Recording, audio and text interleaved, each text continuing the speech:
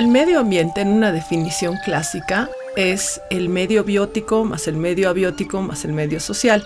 ¿Qué significa esto, no? El medio abiótico es todo lo que no tiene vida, o sea, A separado bios, vida, ¿no? Entonces, el medio abiótico implicaría, por ejemplo, los ciclos biogeoquímicos, el agua, los minerales, ¿no?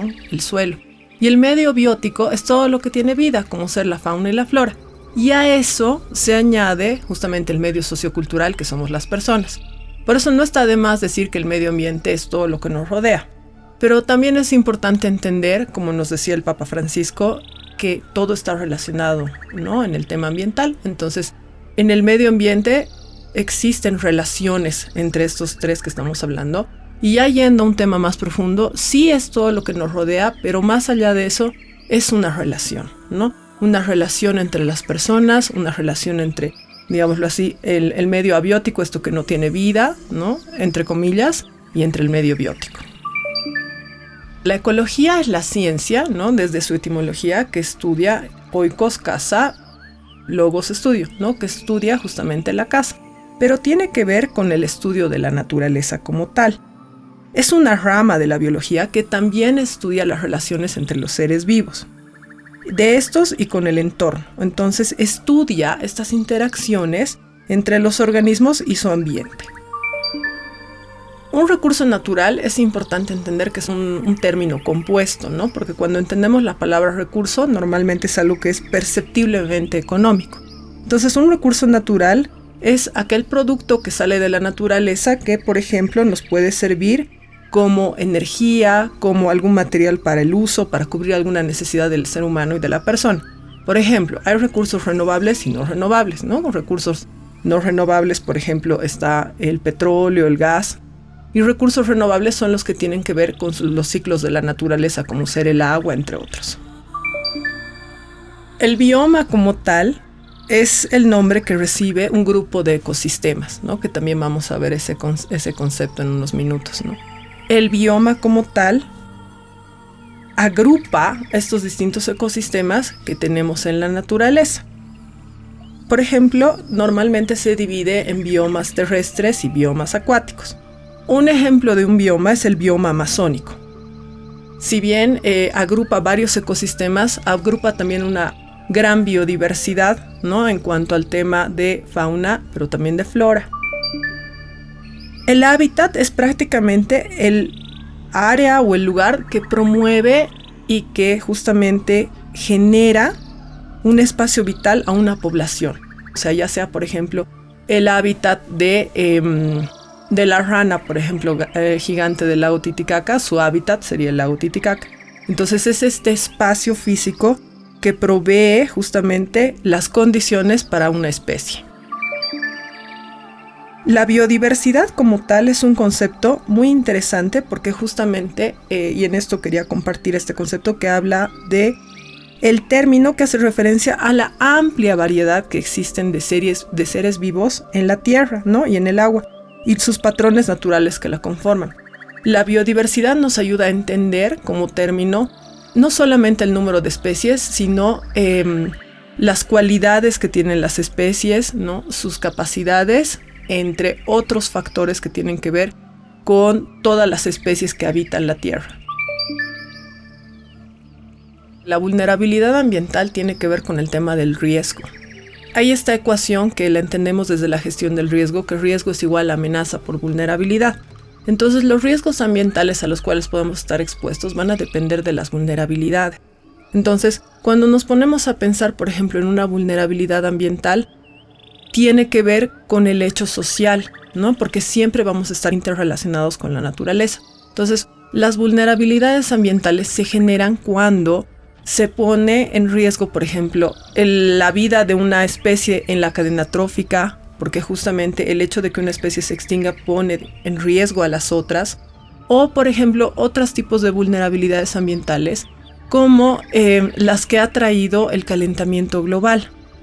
El calentamiento global ha traído muchas vulnerabilidades en el sentido de lo social, pero es socioambiental, porque tiene que ver con cómo nosotros nos adaptamos a las distintas amenazas, a los distintos cambios que estamos viviendo en la naturaleza, y cómo también mitigamos estas amenazas para poder continuar nuestra vida de la mejor manera en el planeta Tierra. La encíclica Laudato Si este año cumple 10 años, ¿no? Desde su lanzamiento en el 2015. Y lo interesantísimo de esta encíclica, que empieza justamente con Laudato Si, que es alabado seas mi Señor, es que el Papa nos propone una defensa de la vida basada en la ecología integral. El Papa en la encíclica Laudato Si nos habla mucho de la cultura del descarte y del antropocentrismo despótico. Y una respuesta ante la cultura del descarte que vivimos actualmente la da desde la ecología integral. Que la ecología integral busca no solamente responder a las problemáticas sociales, sino también a las problemáticas ambientales y a las problemáticas éticas. El mismo Papa lo menciona. No hay dos crisis separadas, hay una compleja crisis socioambiental. Desde la ecología integral, él busca dar esta respuesta que incluya responder justamente a las problemáticas ambientales que estamos viviendo en el tema del calentamiento global, el tema de la pérdida de biodiversidad, el tema del agua, los residuos, que son algunas que menciona en el capítulo 2, pero también la pérdida, por ejemplo, de los adultos mayores, la pérdida de la mirada que se tenía de cuidado hacia los niños. Entonces, desde esta mirada del cuidado, promueve una ecología integral que incluya a todos. Y en el marco de la ecología integral, por ejemplo, el Papa propone que la ecología integral tiene 5 ejes, ¿no? Una ecología ambiental que más que nada se dedique al cuidado y a conocer la casa, ¿no? Él habla mucho de la casa común, desde este Oikos Casa, para poder entender cómo nosotros estamos cuidando el planeta, ¿no? Y qué estamos haciendo. Una ecología económica que tiene que ver con el hecho de que está en diálogo, ¿no? A veces parecería que, por ejemplo, la ecología y la economía estuvieran como peleadas, ¿no? Pero en realidad tienen que entrar en diálogo porque hablan de la misma casa, nuestra casa común. Entonces es necesario conocer para proteger lo que tenemos. Por eso es que también es muy importante vuelvo al tema de el estudio de la casa para fomentar una adecuada administración de la casa. Una ecología social que él mismo menciona que es necesariamente institucional y que tiene que ver con la salud de las instituciones, ¿no? Y que tiene que ver con el hecho de cómo desde la familia, en las escuelas, en las universidades, se promueve el cuidado de la casa común, pero de una forma institucional, ¿no? No solamente de una forma aislada, sino concreta e integral. Por eso también es importante entender este concepto de la integralidad, que abarca muchas más cosas que simplemente hacer investigación, sino simplemente trabajar todos juntos en pos de la casa común. Una ecología cultural que busca incluir. En la encíclica Laudato Si nos ha hablado también el Papa Francisco de los pueblos indígenas como defensores del territorio, que busca incluir los saberes ancestrales de los pueblos indígenas y no dejar atrás que ellos en un momento son los protectores del territorio. No segregarlos ni excluirlos, porque actualmente vivimos en un momento en el cual, por ejemplo, autores como Gudinas y otros explican que lastimosamente los pueblos indígenas parecerían haberse convertido en los descartables de los descartables, ¿no? Entonces busca incluir desde esta ecología integral. Y una ecología de la vida cotidiana que prácticamente nos dice pequeñas acciones, grandes cambios. En el sentido de que, aunque el Papa ha sido un poco criticado porque justamente hay lugares en el Laudato Si en los cuales dice, y si una persona si se abriga más, y si una persona si cuida el agua, si gestiona sus residuos, porque daba soluciones que en algunos criterios eran muy obvias. Pero sin embargo lo que él promueve es esta conversión integral, es esta conversión que no es solamente hacer pequeñas acciones por hacerlas, sino que tienen un sentido de fe mucho más profundo y que tienen un sentido de que la persona vuelva a retomar su condición de criatura. La exhortación apostólica Querida Amazonía surge del Sínodo de la Amazonía, pero no solamente, surge de todos los procesos previos que se han hecho al Sínodo de la Amazonía. Entonces, lo interesante de la exhortación es que justamente el Papa ha escuchado, no solamente en Puerto Maldonado, en uno de los lugares que estuvo, el clamor de la Amazonía, ¿no? Y el clamor de los pueblos. Y en esta exhortación, al hablar de los 4 sueños que él tiene para la Amazonía, busca de alguna manera seguir en esto que ha empezado un poquitito a hablar en el Laudato Si, en integrar justamente a los pueblos amazónicos, en desarrollar inclusive una teología de la Amazonía, porque si puedes ver, por ejemplo, inclusive se han generado el rito amazónico porque se busca hacer una inclusión. Entonces, en el Sínodo de la Amazonía se ha querido dar voz a los pueblos amazónicos a través también de estos otros espacios previos al Sínodo, ¿no? En los cuales el Papa ha generado un espacio para poder visibilizar la Amazonía, sus necesidades, sus problemáticas, sus desafíos, para poder no solamente mostrarla al mundo como un espacio de descanso, un espacio de recreo, sino para entender que es el pulmón del mundo, que es importante buscar los mecanismos adecuados para su protección y conservación. El Papa Francisco plantea este sueño social, ¿no? En el cual no solamente habla del planteo ecológico, sino habla, en algunos momentos incluso, refiere a que la Iglesia abrace a la Amazonía tomando en cuenta inclusive las situaciones negativas que han pasado, ¿no? En la historia de la Iglesia. Pero también habla de las misiones y del hecho de todo el trabajo que se ha desarrollado ya en la Amazonía en ese marco.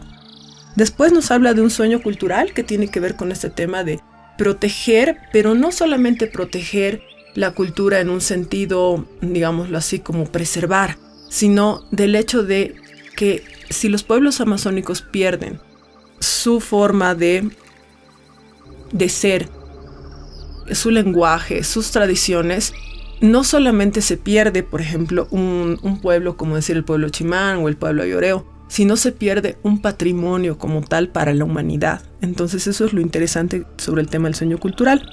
El tema del sueño ecológico habla de la Amazonía, ¿no? En este tema en el marco de ser el pulmón del mundo como tal, y destaca justamente el hecho de poder conservar estos espacios naturales, ¿no? Estos hábitats, este bioma amazónico que se ve tan amenazado en la actualidad.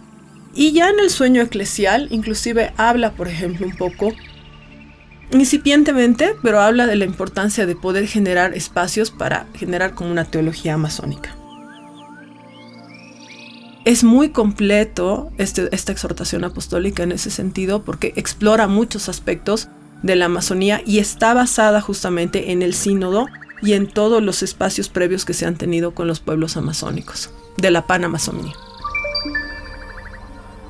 La Laudate Deum es una exhortación apostólica que el Papa Francisco, si no me equivoco, la ha sacado hace unos 2 años.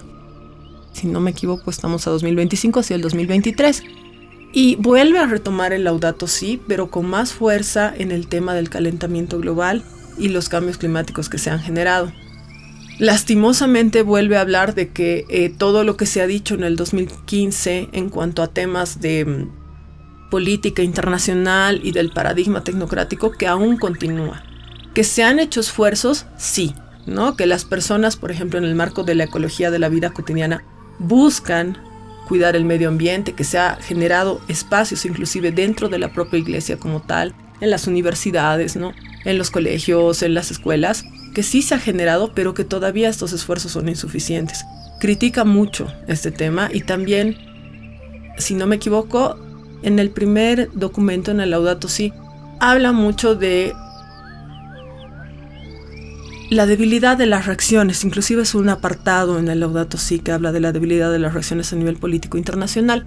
Y también en el Laudate Deum vuelve a retomar ese tema de que la debilidad de las reacciones a nivel político internacional sigue presente. Esta exhortación estaba muy en puertas de una convención marco que teníamos en ese momento, si no me equivoco, era la de Egipto. Entonces también, de alguna manera, estoy segura que el Papa tenía como que intenciones de que en esta convención se puedan explorar más temas, ¿no? Porque como tú sabes, en estas convenciones internacionales como la COP de París y otras, se busca generar acuerdos internacionales que a veces no logran como que aterrizar en indicadores concretos o en situaciones concretas que puedan promover la reducción de las emisiones de dióxido de carbono. Pero lastimosamente estamos viendo que tampoco es que en esta convención, ¿no? En esta COP, se ha podido generar algunos cambios trascendentes. El acuerdo de Escazú es muy importante de tomar en cuenta para el tema de la comunicación, porque justamente es una herramienta, ¿no? Para la protección del tema ambiental y de los derechos humanos. Entonces, en esta herramienta, ¿qué es lo que se ha buscado? Para empezar, es un tratado que se han firmado hace unos años pero se ha buscado justamente generar un acceso a la información y una participación ciudadana, además de un acceso a la justicia en asuntos ambientales para América Latina. Bolivia es firmante de este acuerdo. Entonces, es importante porque establece objetivos para que las personas puedan tener acceso a la información transparente y honesta en cuanto al marco de las problemáticas ambientales que afrontamos en Latinoamérica. También las personas pueden ser consultadas, acorde al Acuerdo de Escazú, para justamente procesos de tomas de decisiones ambientales, ¿no? Que eso es súper importante porque a veces la consulta pública no se lleva a cabo de una manera transparente y honesta, y sí, justamente esto puede promover una falta o un daño a los derechos humanos de las poblaciones que se van a ver involucradas en estos emplazamientos, por ejemplo, de obras ambientales, ¿no? También habla de, otro de los objetivos es poder acudir a la justicia en caso de que tú veas vulnerados, ¿no?, tus derechos ambientales o las afectaciones en tu medio ambiente inmediato. Y promueve también la defensa de los derechos de los defensores y de las defensoras del medio ambiente, ¿no?, además del respeto a los pueblos indígenas y las comunidades locales. Actualmente vivimos un momento en el cual es súper importante promover estas consultas y promover el acceso a la información, porque vivimos un momento de mucha desinformación. A pesar de que se tienen espacios, que se tiene internet, que se puedan tener, por ejemplo, personas que puedan reportar, el acceso a la información es súper importante, a una información que sea clara, honesta y verdadera, y que fomente también la dignidad humana y los derechos humanos de las personas. Por eso también el Papa Francisco no habla directamente, por ejemplo, en el Laudato Si sobre el tema comunicativo como tal, pero sí nos fomentan el tema de la ecología integral, en la ecología de la vida cotidiana, a ser un ejemplo para los otros en la conversión integral. Entonces, en ese marco, estos procesos de comunicación transparentes están implícitamente en el marco de la ecología integral, para lograr que las personas puedan conocer sobre su situación ambiental inmediata, si es que se está generando, por ejemplo, algún proceso de extracción de algún mineral, de extracción de gas o de algún emplazamiento ambiental grande como los que se han tenido en la Amazonía, ¿no?, como la maderería, como la explotación de madera, ¿no?, legal e ilegal, la explotación de oro legal e ilegal, también la explotación de hidrocarburos, porque justamente estos procesos, este Acuerdo de Escazú promueve que todos tengamos el acceso a la información sobre qué sucede cuando se generan estos emplazamientos tan fuertes. Por ejemplo, otros proyectos que se han hecho o que se pretendían hacer en la Amazonía, gracias al Acuerdo de Escazú, también han sido como que notados por las personas, como por ejemplo hidroeléctricas grandes y otras, para poder conocer cuáles realmente son los impactos y cuál va a ser el daño en la población cercana. Entonces, el Acuerdo de Escazú promueve una comunicación transparente, una comunicación que promueva los derechos humanos y, como estábamos un poco comentando, una comunicación integral. En mi criterio hay dos elementos súper importantes en esto, que uno es la defensa de la naturaleza y el otro es la información verídica. O sea, yo creo que un comunicador debe promover una información transparente, verdadera, verídica, y para eso justamente necesita también de conocimientos claros para poder informar a las personas, por ejemplo, los términos que hemos hablado, medio ambiente, bioma, ecosistema, ecología, conocer bien, para no desinformar. Por otro lado, también creo que es importante que, dado el contexto que estamos viviendo ahora en el tema de la denuncia, que los comunicadores también puedan sentir que este Acuerdo de Escazú, del cual Bolivia es firmante, también pueden sentirse protegidos, ¿no?, de alguna manera por este acuerdo, porque estos objetivos que les he comentado buscan que nuestros comunicadores, que los defensores ambientales puedan tener la protección adecuada. El hecho de comunicar situaciones ambientales de este estilo, por ejemplo, en el tema de la minería del oro o en el tema de emplazamientos que puedan generar algún impacto ambiental en el marco del extractivismo, siempre puede generar un riesgo para los comunicadores. Entonces, el Acuerdo de Escazú de alguna forma los comprende y los protege. Entonces, en el marco de la denuncia, yo creo que es súper importante que los comunicadores puedan denunciar si hay alguna actividad que daña el medio ambiente o que va a dañar a las poblaciones, siempre con información verídica, siempre constatando las fuentes y tomando en cuenta que la información que ellos puedan dar a las personas. Muchas personas no la conocen o simplemente la pueden tomar por cierta, que tiene un impacto.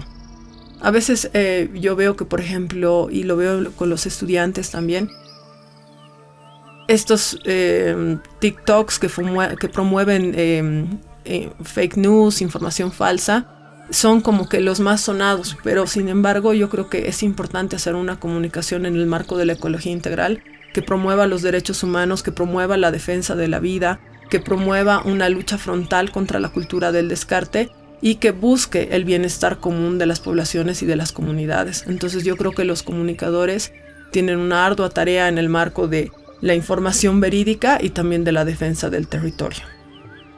Es un gusto para mí estar aquí y espero que justamente estos pequeños conceptos, este pequeño glosario, estas pequeñas reflexiones que les he hecho les sirvan de mucho y espero en alguna oportunidad conocerlos y vernos ahí en la Amazonía. Un saludo y gracias por la labor que desarrollan.